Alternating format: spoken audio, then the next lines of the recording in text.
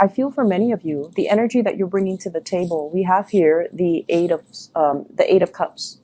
This is a situation that you have invested a lot of emotions in. You have invested a lot of time and a lot of resources trying to maintain a relationship, trying to work at a relationship. And I also feel like for many of you, it's a cups energy. So it's like giving of yourself emotionally to another person. And I feel like this was a situation that was quite uncomfortable and quite painful for you to be in, mainly because either the relationship was very unbalanced from the start, or despite all the effort and the work that you put in, you just felt like there wasn't that reciprocity coming through from the other person. And so with the hearts in the reverse, it's almost like emotionally, it was very taxing. It was very difficult. And you felt very alone and isolated in this process through the entire time frame that you were dealing with this person. For some of you, it might be a period of 8 months that you've had this relationship partner, or have been in this relationship, or have been feeling like this, feeling very empty and feeling like it's not really going anywhere. This card indicates to me a very barren landscape where, despite the big love that's kind of emanating from your heart, you feel like you were losing pieces of yourself. And you feel like, not in the spirit of wasting time or, being efficient with time when it comes to love, but you almost felt like you were not getting what you were hoping for out of this relationship. If you are withdrawing, or if you find yourself, gradually pulling away from this, and especially since the month of August, what's happening with your relationship partner and the person that you are interested in? They show up here as the hangman. And the way that they show up here is they're also stuck in a very, very uncomfortable situation in the same manner as you are. So yes, they might understand that you are putting so much of yourself in, but because they are stuck in this space of limbo, am I going to be cut down? Am I going to be freed? Am I moving on with my life? Am I stuck here? They're stuck in this state where they can't really make a decision, where they can't really promise you anything, and they can't really make a move towards you because they feel like you're not free to do so, or they're not free to do so. And I feel the energy playing out both ways, where both parties you feel emotionally very frustrated and very stuck, whereas they feel physically very frustrated and very stuck. But I definitely feel they have the love towards you. And it's sort of like everything that's below that they're trying to grasp at. This is you with a lot of growth and abundance underneath, but they're so far removed from it. And it seems as if life or circumstances are driving a wedge in between the two of you, where you're trying to formalize plans and you're trying to get the relationship off the ground. But it seems like you're on different pages at this point.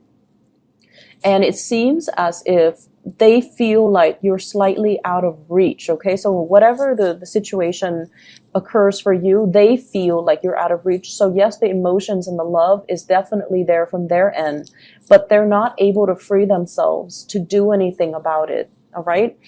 So I feel like you have to really understand the constraints that your partner is dealing with, the physical constraints. So yes, the emotions might be there, but for whatever reason, there are some awkwardness, there are some discomforts, as well as some physical constraints that they're dealing with that's disallowing them from reaching out to you or reaching for you.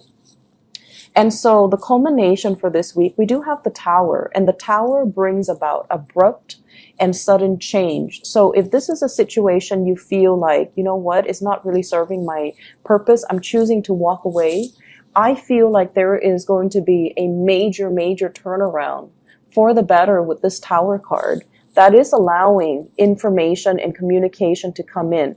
So I feel like somebody is coming towards you with an explanation, with an apology, with almost like the desire to speak and the desire to talk to you and the desire to kind of explain to you everything that has been going on in their lives, okay? So for those of you who are dealing with people that are either separated but not divorced, so for example, if you're dating somebody who's separated or but not completely divorced, I feel like they're going to come to you with some type of a clear resolution and be like, I'm getting a divorce. We're finalizing the divorce. I've already signed the paperwork and it's going to happen. So they're coming to you with some type of a swift news that is going to make you feel very welcome. But the only problem is, as long as you have waited, are you going to be accepting of this news? Or are you going to tell them, I'll believe it when I see it? Are you going to make demands to see the physical paperwork? Are you going to make demands to kind of like tell them, once you're done with everything, once you're completely single, then you let me know? Because with the Two of Swords, this is a state where, I'm sorry, let me explain this card first. This is the Prince of Swords, okay, the Knight of Swords. They come in very, very quick with information. They are a messenger, and they come bearing news that is very swift, very sudden. And I feel almost like it's like that knight in shining armor riding off after you, not wanting you to leave, not wanting you to make a move, not wanting you to be with somebody else, because they're gunning it for you. And I feel like their energy, if they have been passive and indecisive in the past, they're going to make their feelings very known. So for some of you, this could be an air sign that you're dealing with, an Aquarius, a Gemini, or a Libra. And I feel as if some of you have trouble opening up your heart again, because you've invested a lot of your time and you felt very isolated for a very, very long time. And then all of a sudden you decide to walk away, and they decide all of a sudden to come back into the picture. I feel like it can be emotionally very destabilizing for you, and you're not really sure what you should do.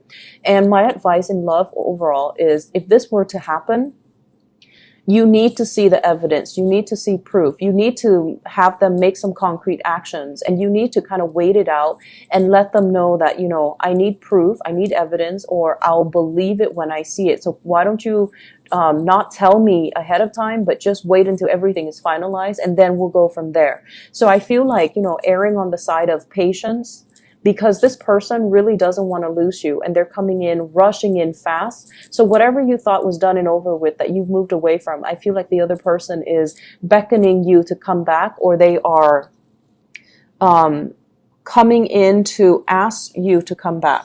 So with the Tower in the center of the spread, I pulled out 2 cards to clarify the Tower. And I have here the Three of Pentacles. And the Three of Pentacles can indicate a situation where 3 people are involved. I don't see infidelity so much with the Three of Pentacles, but I feel more like it's an entanglement that can be financially motivated. 3 people entangled in a situation. That is, there are home mortgages, children, child support, alimony, things that are kind of like the building blocks of a family unit. And when this is disturbed, so it indicates to me that you might be dealing with somebody who's either married, who's either trying to get divorced. You yourself might be married, you are trying to get divorced, and another person is like rushing the process. But I feel like somebody's rushing the process. We have as well the Sun. And the Sun, in this deck, it's sort of like, what will other people think? It's sort of like someone who's very reputation conscious, someone who's in the public eye, who has a lot of people that are looking up to them. They're when they do well, everyone will see. When they do poorly, everyone will see. So they're highly visible in their professional life, or they're highly visible to the people that they're around. And as a result of it, there's a sense of obligation, like with greater responsibilities come greater visibility. And I feel like there's a sense of responsibility about them, but I also feel they are very, very status, reputation conscious. And so they're trying to avoid airing out dirty laundry in public. They're also trying to avoid creating too much riffraff, like rocking the boat too much in their environment. So they're a little bit resistant to change, because their mentality is, what will people think? So if you're dealing with somebody like this in the work environment, they might not want to, they might want to keep workplace romances on the down low, so they might not want to advertise that they're dating a coworker. If you're dealing with a person who is, separated and not yet divorced, or getting divorced, they're also trying to ease the process in a smoother manner, mainly because there might be children involved, okay? So it's the Sun giving life to these 2 birds. So I feel like it might be somebody who has children, and I also feel like they're trying to buffer and ease the financial disengagement process between them and their partner. So being a little bit patient with your partner, but also being a little bit more critical as to the information that they're giving you. Are they really free, or are they just saying this because this is, I feel like you're giving somebody kind of like, this is the last straw. You have until such and such date. Otherwise, I walk away. And I feel like it's caught them off guard, and it's kind of like an ultimatum that they did not expect. And so they're coming to you, rushing to you with all these promises that, I'll change, I'll make amends, I'll try to, wrap things up from my end. So I feel like something is making a comeback. You thought it was done and over with, but it's making a comeback. And I feel like it can be worked at. You just need to, be very firm about your boundaries here. Okay.